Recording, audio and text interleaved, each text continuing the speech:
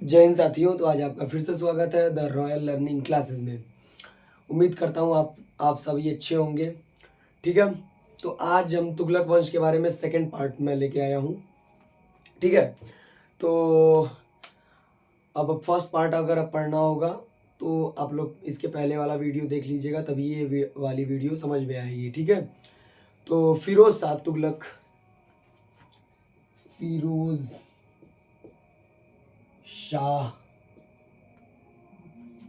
तुगलक।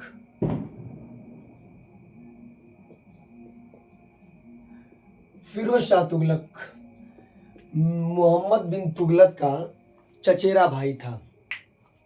क्या था? चचेरा भाई था। और इसके पिताजी हिंदू मुस्लिम थे और माताजी हिंदू हिंदू थी। अब बात दो जगह, अब इसका मसला फंसता था जब वो मर गया। तो जब वो मर गया 51 में, तो लोग कहे कि यार इसको कैसे राजा बना दे। मुस्लिम उलेमा वगैरह जो उलेमा होते हैं, तो वो लोग क्या किए कि सोचे कि इसको कैसे राजा बना दे। और मोहम्मद बिन तुगलक काफ़ी होली खेलता था, जैन मंदिरों में जाता था, गंगा जल पीता था। तो वो क्या करता था मतलब प्रजा के प्रति तो काफ़ी बेवकूफ़ था, लेकिन उसने क्या किया था कि सब कुछ एक साथ करना चाहता था। तो ये चीज़ ये नहीं, इसके में भी ये लोग सोचने लगे कि ये भी ऐसा ना कर दे, क्योंकि इसकी माताजी हिंदू थी। तो अब यहाँ पे इसने क्या किया कि कुछ अलग ही नैरेटिव अपना निकाला। और ये कब से कब तक राज किया? 1351 से टू 1388, 88 तक राज करता है ये। 88 तक राज करने के बाद इसने सोचा कि यार मैं राजा कैसे बनूंगा, तो कुछ इम्प्रेशन करना पड़ेगा, कुछ दिखाना पड़ेगा, कुछ बताना पड़ेगा कि यार ऐसे नहीं होगा, ऐसे होगा, ऐसे नहीं करेंगे, कुछ अलग करेंगे। तो इसने क्या किया कि सैनिकों को सबसे पहले अपनी तरफ सैनिकों को किया। जो सोल्जर्स थे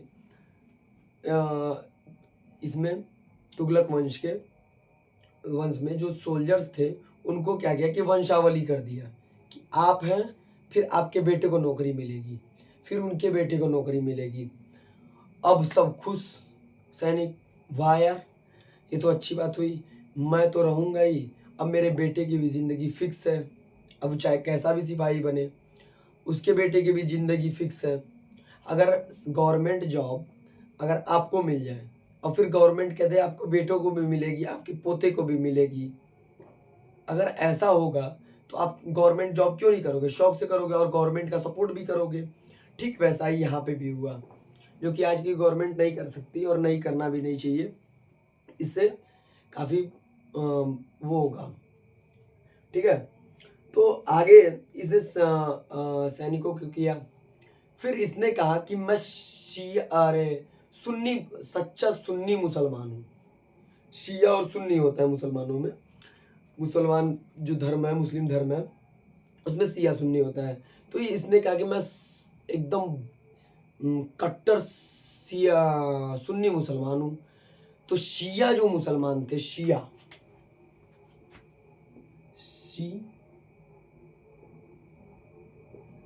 जो मुसलमान है, उनको क्या करता है ये, काफी प्रताड़ित करता है। उनका एक त्योहार है मुहर्रम, उस पे इसने बैन लगा दिया। मुहर्रम पे इसने बैन लगा दिया, ये नहीं होगा। बैन लगाया, उन पे काफी मतलब दबाव डालता था, उल्टे सीधे काम करता था। उसके बाद अब आता है हिंदुओं पे, क्योंकि हिंदू कम्युनिटी हमारे देश में ज़्यादा रही है, आज भी ज़्यादा है। तो हिंदुओं पे ये क्या करता है कि इन पे क्या करता है, बहुत सारे टैक्सेस लगाता है।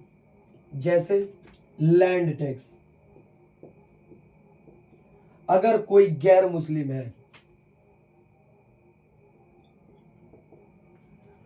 अगर कोई गैर मुसलमान है, कोई गैर मुस्लिम है, तो उस पर लैंड टैक्स भी लगेगा।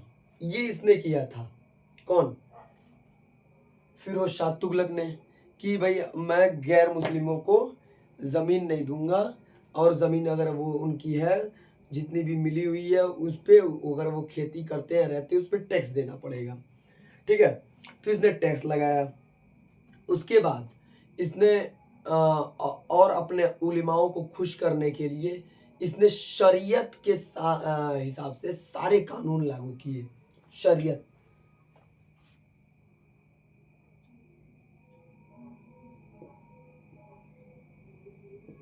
शरीयत के सारे कानून लागू कर दिए। यानी कि एक तरफ दिखा रहा है कि मैं मुस्लिम भी हूँ। देखो, राजा बनने के लिए इसने क्या कुछ नहीं किया अपने आप को, मतलब पूरी तरीके से दिखा दिया कि मैं एकदम अच्छा मुसलमान हूँ, मैं एकदम सच्चा मुसलमान हूँ। हाँ, और इधर एक मुसलमान कम्युनिटी को भी परेशान कर रहा है, पूरे हिंदू कौम को भी परेशान कर रहा है। हाँ, तो अच्छा एक चीज़ और भी है। एक किसी ने मेरे भाई ने बोला है कि सर आप मुस्लिम समाज पर कमेंट मत किया करिए। मैं आप लोगों को बता दूं, मैं मुस्लिम समाज पर कोई कमेंट नहीं करता। ठीक है, मैं मुस्लिम समाज पर कोई कमेंट नहीं करता, लेकिन उन मुसलमानों पे करता हूँ जो मेरे देश में रह के खाते हैं और रहते हैं और गीत गाते हैं पाकिस्तान का, फिलिस्तीन का और तुर्की का। इन सारे देशों का अगर गीत गाएंगे तो मैं उन्हें मुसलमान नहीं मानूंगा। मुसलमान कौन?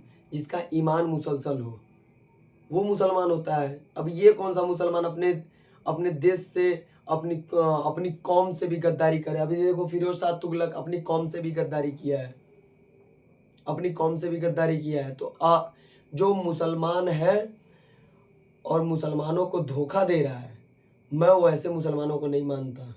जो मुस्लिम समाज का है, मुसलमानों को धोखा नहीं देता, वो ऐसे मुसलमानों को मानता हूँ। इस देश में एपीजे अब्दुल कलाम भी थे, बीर अब्दुल हमीद भी थे, ये सारे लोग थे।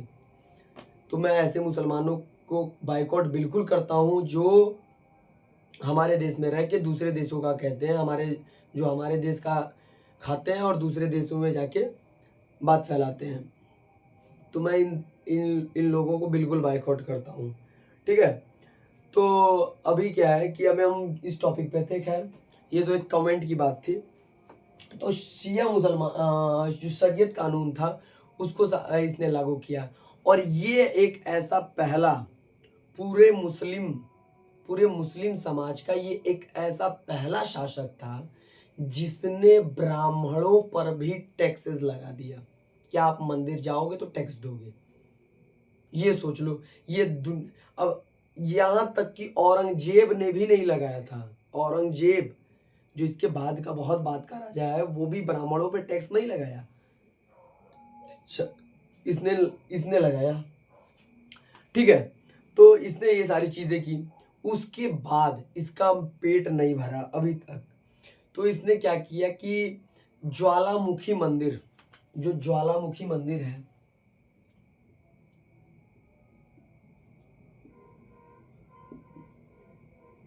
जो ज्वालामुखी टेम्पल हमारा है, हिमाचल प्रदेश में है। ये कहाँ पे है?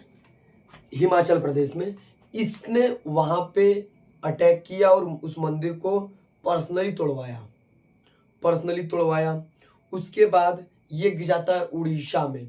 उड़ीसा में जाकर इसने क्या किया कि जो जगन्नाथ मंदिर है उसको भी तोड़वाया इसने, जगन्नाथ मंदिर को।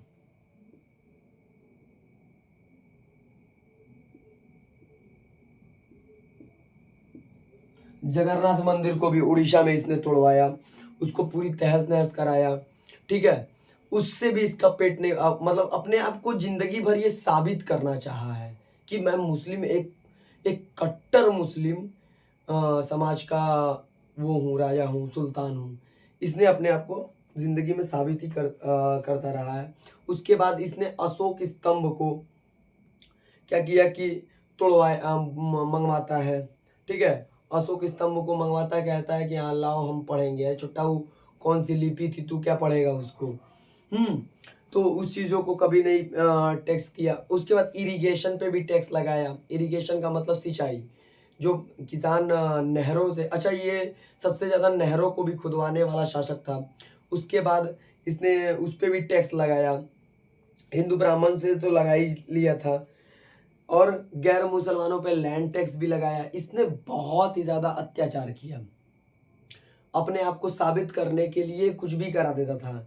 अब देखो ये मंदिरों को तोड़वाना, सारी चीज़ें करना, ये सब कुछ इसने इसीलिए किया था कि अपने आप को साबित करना चाहता था कि मैं एक सच्चा मुसलमान हूँ। लेकिन यहाँ पे शिया मुसलमानों को भी इसने परेशान किया, शिया मुसलमानों को भी परेशान किया इसने।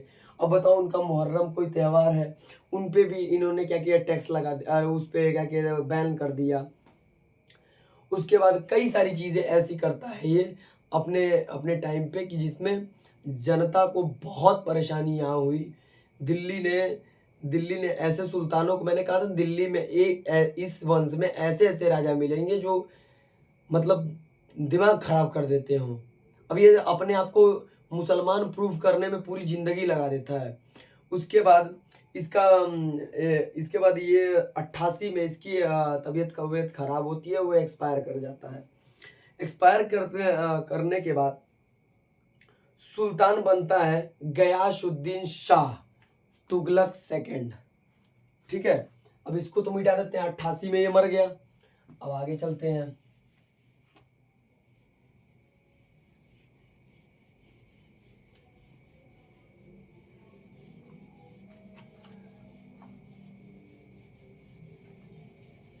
देख लो, राजा बनने के लिए क्या कुछ नहीं किया इन लोगों ने, और तुम लोग हिंदू मुसलमान पे लड़ते हो।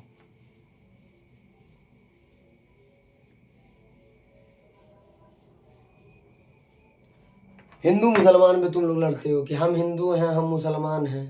यहाँ राजा बनने के लिए अपने आप को प्रूव पूरी ज़िंदगी करता रहा है कि भाई हम मुस्लिम हैं और सच्चे वाले मुसलमान हैं, और मंदिर तोड़वाया, कई सारे पाप किया, जहन्नुम गया।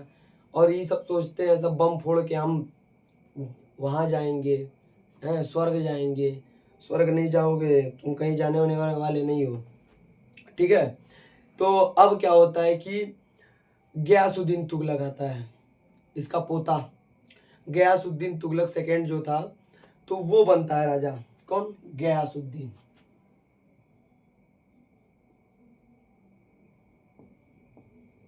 उद्दीन तुगलक, हाँ तुगलक ही लिख दो, सेकंड। ठीक है, ये बनता है राजा, लेकिन ये ज्यादा दिन तक चल नहीं पाता है। इसका नाम एक और होता है नसीरुद्दीन, नसीरुद्दीन तुगलक, मोहम्मद तुगलक रहता है इसका नाम, नसीरुद्दीन भी रहता है, कंफ्यूज मत होना, इसी का नाम है।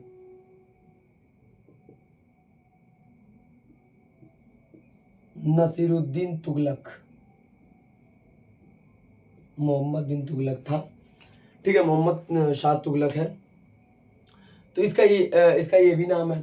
ठीक है, अब ये कुछ ज़्यादा दिन नहीं टिक पाता है, क्योंकि अम, एक राजा होता है ईरान का, Timur Iran, Timur Iran, Timur Iran, Iran, Timur Iran ने क्या किया कि हमला कर देता है दिल्ली पे।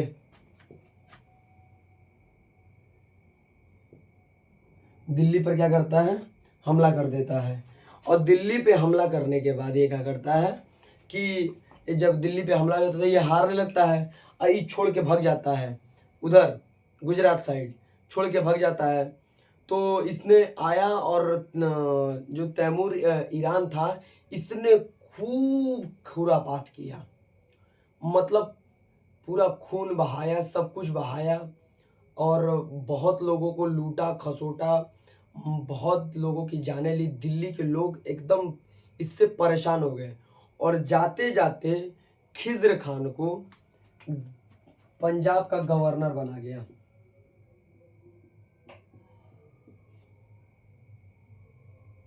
खान,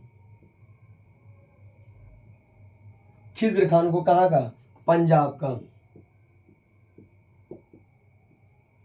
का सूबेदार या गवर्नर बना के चला जाता है। ये क्या करता है, पंजाब या फिर क्या करता है कि वहाँ का गवर्नर बना के चला जाता है। अब सोचो ऐसे राजा इनके वंश में हुए, जब आए तो छोड़ के भाग गए, लड़ते मर जाते, छोड़ के भाग गए, और बाद में खिजर खान इसको ढूंढ के मार भी देता है। किसको, नसीरुद्दीन को मार देता है, खत्म हो जाते हैं, या चुट्टा गया। तो ऐसे लोग आपको कभी प्रेरित नहीं कर सकते हैं। जो लोग अपने आप को अगर प्रूव करने में लगे हों वो क्या प्रेरित करेंगे। उसके बाद इसके बाद इस सैयद डायनेस्टी आती है।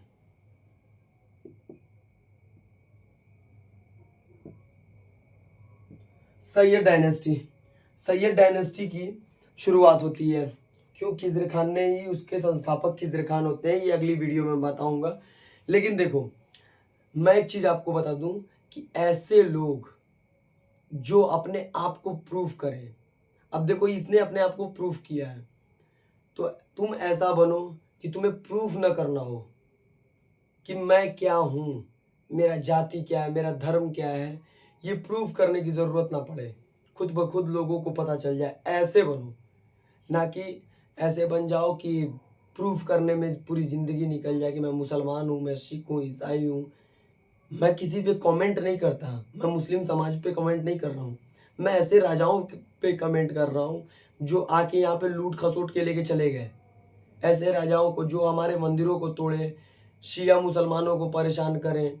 अब ऐसे राजाओं को क्या मतलब है इनको रखने का, इनको हीरो मानने का। इनको कोई हीरो मानेगा क्या, नहीं ना। तो ऐसे लोगों का कभी मैं सपोर्ट नहीं करता हूँ। मैं ऐसे मुसलमानों का सपोर्ट करता हूँ जो एपीजे अब्दुल कलाम जैसे हों, जो वैसी सोच रखें बस। अब वैसे हो नहीं सकते तो वैसी सोच रखें, या फिर ऐसे लोग हों जो क्या हो कि वीर अब्दुल हमीद जैसे हों।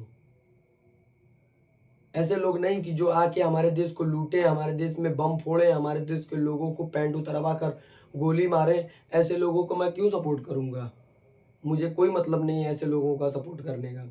एपीजे अब्दुल कलाम जैसे लोग अगर होंगे तो बिल्कुल सपोर्ट किया जाएगा। ठीक है, तो आज के लिए बस इतना ही, फिर कल मिलते हैं एक नई क्लास में। ठीक है, थैंक यू वेरी मच।